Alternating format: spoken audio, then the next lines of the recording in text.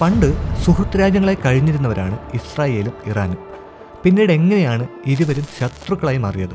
ഇസ്രായേലും ഇറാനും തമ്മിലുള്ള സുഹൃത്ത് ബന്ധം എങ്ങനെയാണ് നഷ്ടപ്പെട്ടത്? അതുപോലെ തന്നെ അമേരിക്കയ്ക്ക് ഇതിനകത്തുള്ള പങ്കും സ്ഥാനവും എന്താണ്? കൂടാതെ ഇറാൻ എന്തിനാണ് അറേബ്യൻ രാജ്യങ്ങളെ ആക്രമിക്കുന്നത്? വരൂ നമുക്ക് നോക്കാം.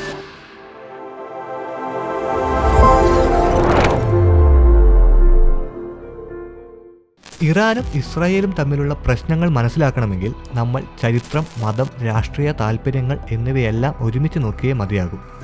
ഒരു കാലത്ത് ഈ രാജ്യങ്ങൾ തമ്മിൽ നല്ല ബന്ധമുണ്ടായിരുന്നു. പക്ഷേ പല കാരണങ്ങളാൽ പിന്നീട് അത് പൂർണ്ണമായി മാറി ശത്രുതയിൽ എത്തുകയായിരുന്നു. 1979 മുൻപ് മുഹമ്മദ് റസ പഹ്ലവിയുടെ ഭരണകാലത്ത് ഇറാനും ഇസ്രായേലും നല്ല ബന്ധത്തിലായിരുന്നു. അതിനുള്ള പ്രധാന കാരണങ്ങൾ ഇരുവരും അറബ് രാജ്യങ്ങളുടെ ശത്രുക്കളായി കണ്ടിരുന്നു. കൂടാതെ ഇറാൻ ഇസ്രായേലിന് എണ്ണ വിൽക്കുന്നുണ്ടായിരുന്നു. ഈ രാജ്യങ്ങൾ തമ്മിൽ സൈനിക സഹായങ്ങളും ഇന്റലിജൻസ് സഹകരണവും ഉണ്ടായിരുന്നു. ഇറാൻ അമേരിക്കയുടെ അടുത്ത കൂട്ടാളിയായിരുന്നു. അതുകൊണ്ട് തന്നെ അമേരിക്ക പിന്തുണച്ചിരുന്ന ഇസ്രായേലിനെ ഇറാനും പിന്തുണച്ചിരുന്നു. ഇസ്രായേലിനെ അവർ ഒരു രാജ്യമായി അംഗീകരിക്കുകയും ചെയ്തിരുന്നു. ആ കാലത്ത് അമേരിക്ക, ഇറാൻ, ഇസ്രായേൽ ഈ 3 രാജ്യങ്ങളും ഒരേ പക്ഷത്തായിരുന്നു. 1979 റൊഹല്ല ഖൊമേനിയുടെ നേതൃത്വത്തിൽ നടന്ന ഇറാൻ വിപ്ലവമായിരുന്നു എല്ലാം തകിടം മറിച്ചത്. പൂർണ്ണമായും രാജഭരണത്തിലായിരുന്ന ഇറാൻ ഇതോടെ ഇസ്ലാമിക് റിപ്പബ്ലിക്കായി മാറി. പുതിയ ഭരണകൂടം അമേരിക്കയെയും ഇസ്രായേലിനെയും ശത്രുക്കളായി പ്രഖ്യാപിച്ചു. ഇതോടെ ഇസ്രായേൽ ഒരു അനധികൃത രാജ്യമാണെന്ന് ഇറാൻ പറയാൻ തുടങ്ങി. ഇത് ഇരു രാജ്യങ്ങൾക്കുമിടയിൽ വിദ്വേഷം കൂട്ടാൻ കാരണമായി. ഇറാനും ഇസ്രായേലും തമ്മിലുള്ള ഇന്നത്തെ പ്രധാന പ്രശ്നങ്ങൾ എന്തൊക്കെയാണെന്ന് നമുക്കൊന്ന് നോക്കാം. ഒന്നാമത്തേത്, ഇസ്രായേലിൻ്റെ നിലനിൽപ്പിനെ തന്നെ ഇറാൻ എതിർക്കുന്നു എന്നത് തന്നെയാണ്. ഇറാൻ പലസ്തീനെ പിന്തുണയ്ക്കുകയും അതേസമയം ഇസ്രായേലിനെ അവർ അംഗീകരിക്കാൻ വിസമ്മതിക്കുകയും ചെയ്യുന്നു. പിന്നെയുള്ളത് ഇറാൻ നടത്തുന്ന പ്രോക്സി യുദ്ധങ്ങളാണ്. ഇതെന്താണെന്ന് വെച്ചാൽ, ഇറാൻ ഇസ്രായേലുമായി നേരിട്ട് യുദ്ധം ചെയ്യാതെ ഹെസ്ബൊള്ള, ഹമാസ് പോലുള്ള സംഘടനകളെ പിന്തുണയ്ക്കുന്നു.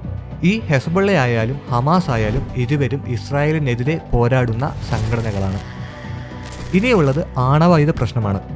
ഇറാൻ ആണവായുധം നിർമ്മിക്കാൻ ശ്രമിക്കുന്നുണ്ടെന്നും ഇത് ഇസ്രായേലിന് വലിയ സുരക്ഷാ ഭീഷണിയുമാണെന്നാണ് ഇസ്രായേൽ ആരോപിക്കുന്നത്. ഇനി നിങ്ങൾക്ക് ചിലപ്പോൾ ഒരു സംശയമുണ്ടാകാം, അമേരിക്ക എങ്ങനെയാണ് ഇതിൽ ഉൾപ്പെട്ടിരിക്കുന്നതെന്ന്. ഇറാനും അമേരിക്കയും തമ്മിൽ ഇത്ര വലിയ ശത്രുത എങ്ങനെയാണ് ഉണ്ടായതെന്ന്. ഇതിന് പ്രധാന കാരണവും ഇറാൻ വിപ്ലവത്തിൻ്റെ ഭാഗമായി നടന്ന ഇറാൻ ഹോസ്റ്റേജ് ക്രൈസിസ് ആണ്.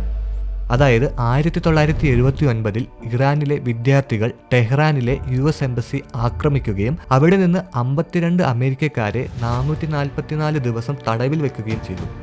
ഈ സംഭവത്തിന് ശേഷം അമേരിക്ക ഇറാനുമായുള്ള എല്ലാ ബന്ധവും വിച്ഛേദിക്കുകയും അവർക്ക് സാമ്പത്തിക സാങ്ഷനുകൾ ഏർപ്പെടുത്തുകയും ചെയ്തു. എന്താണ് ഈ സാമ്പത്തിക സാങ്ഷനുകൾ? ഒരു രാജ്യമോ അല്ലെങ്കിൽ രാജ്യങ്ങളുടെ കൂട്ടായ്മയോ മറ്റൊരു രാജ്യത്തെ സാമ്പത്തികമായി സമ്മർദ്ദത്തിലാക്കാൻ സ്വീകരിക്കുന്ന നടപടികളാണ് സാമ്പത്തിക സാങ്ഷനുകൾ.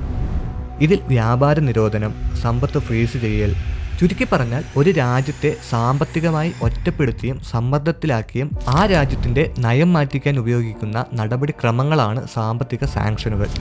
ഇത്തരം സാമ്പത്തിക സാങ്ഷനുകൾ അമേരിക്ക ഇറാനുമേൽ ഏർപ്പെടുത്തിയതിനു ശേഷം ഇന്ന് വരെ ഇവർ തമ്മിൽ അത്ര നല്ല ബന്ധത്തിലല്ല. ഇനി നിങ്ങൾക്കുണ്ടാകാവുന്ന മറ്റൊരു സംശയമാണ്, ഇറാന് ഇസ്രായേലിനോടും അമേരിക്കയോടുമല്ലേ പ്രശ്നം, പിന്നെ എന്തിനാണ് അറേബ്യൻ രാജ്യങ്ങളെ ആക്രമിക്കുന്നത്? കഴിഞ്ഞ ദിവസങ്ങളിൽ ഇറാൻ സൗദി അറേബ്യയിൽ ആക്രമണം നടത്തിയതിനുള്ള പ്രധാന കാരണം അമേരിക്കയും ഇസ്രായേലും ഇറാനെ ആക്രമിച്ചതാണ്. ഇതിനു മറുപടിയായി ഇറാൻ മിഡിൽ ഈസ്റ്റിലെ അമേരിക്കൻ സൈനിക കേന്ദ്രങ്ങൾക്കും കൂട്ടാളി രാജ്യങ്ങൾക്കും മിസൈൽ, ഡ്രോൺ ആക്രമണം ആരംഭിച്ചു. സൗദി അറേബ്യയിൽ അമേരിക്കയുടെ സൈനിക ബേസുകളും എംബസികളുമുണ്ട്. അതിനാൽ ഇറാൻ അവിടുത്തെ അമേരിക്കൻ ലക്ഷ്യങ്ങൾ ലക്ഷ്യമിട്ടാണ് ആക്രമണം നടത്തിയതെന്ന് പറയുന്നു.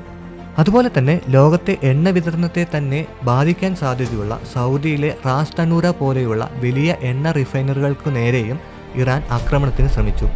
ചുരുക്കി പറഞ്ഞാൽ ഇറാൻ സൗദി അറേബ്യയെ ആക്രമിച്ചതിൻ്റെ പ്രധാന കാരണം അമേരിക്കയും ഇസ്രായേലും ഇറാനെ ആക്രമിച്ചതിന് പ്രതികാരമായി ഗൾഫ് പ്രദേശത്തെ അമേരിക്കൻ കൂട്ടാളികളെ ലക്ഷ്യമിടുക എന്നതാണ്. മൊത്തത്തിൽ ചുരുക്കി പറഞ്ഞാൽ ഇറാൻ ഇസ്രായേലിനെ എതിർക്കുകയും ഇസ്രായേൽ ഇറാൻ്റെ ആണവ പദ്ധതി ഭീഷണിയാണെന്ന് പറയുന്നു. അമേരിക്കയാകട്ടെ ഇസ്രായേലിൻ്റെ പ്രധാന സഖ്യരാജ്യവുമാണ്. ഇവർ തമ്മിലുള്ള ഏറ്റുമുട്ടലുകളാണ് ഇപ്പോൾ നടന്നുകൊണ്ടിരിക്കുന്നത്.